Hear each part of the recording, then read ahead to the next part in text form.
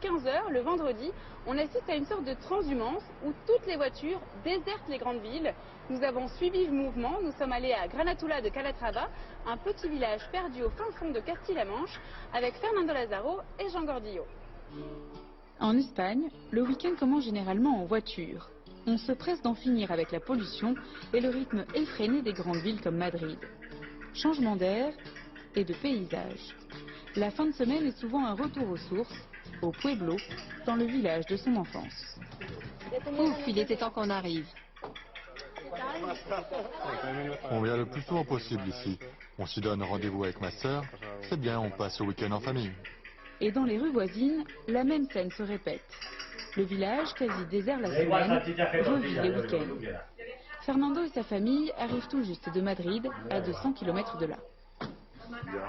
On vient passer le week-end, et puis c'est la Romeria, la fête du village. Si de nombreux Espagnols comme Fernando retournent les week-ends au village, c'est aussi parce qu'ils ont gardé la maison familiale. C'est mon village, je suis né ici, j'y suis très attaché. Mais à cause du travail, nous avons dû partir vivre ailleurs. Ici, on ne fait que dormir parce qu'on passe tout notre temps dehors. Et effectivement, ce week-end, c'est dehors que ça se passe. C'est la Romeria, la fête traditionnelle du village. On vient pique-niquer en famille, mais pour Fernando, pas question de manger des sandwichs. Il n'y a rien de plus espagnol qu'une paella. Même si ça va être une paella un peu allégée, car la poissonnière nous a fait trop bon. Mais on fait ce qu'on peut. Finalement, Fernando se débrouille comme un chef. Quand il s'agit de son village, cet Espagnol y met tout son cœur. C'est pas seulement que j'aime venir ici, c'est un besoin, ce sont mes racines. Je ne veux pas les oublier. C'est ce que j'aime et j'en ai besoin. Et pour les jeunes, c'est la même histoire sentimentale. L'habitude du week-end au village s'inculque dès le plus jeune âge. Mes parents sont d'ici. Depuis que je suis petite, ils m'emmènent à chaque fois. Moi, je suis de Madrid et ça, là-bas, on ne le voit pas.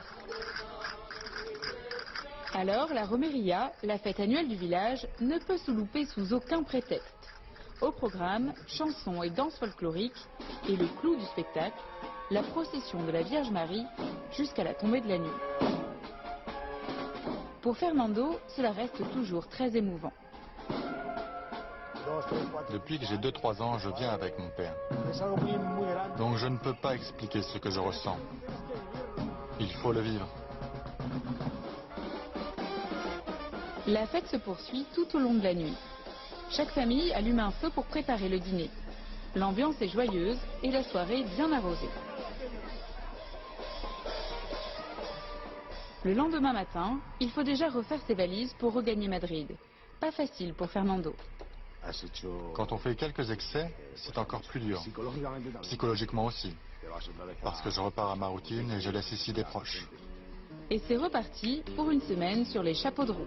Mais que Fernando se rassure, le week-end prochain, il sera très certainement de retour. Bon, Sandrine, on a bien compris.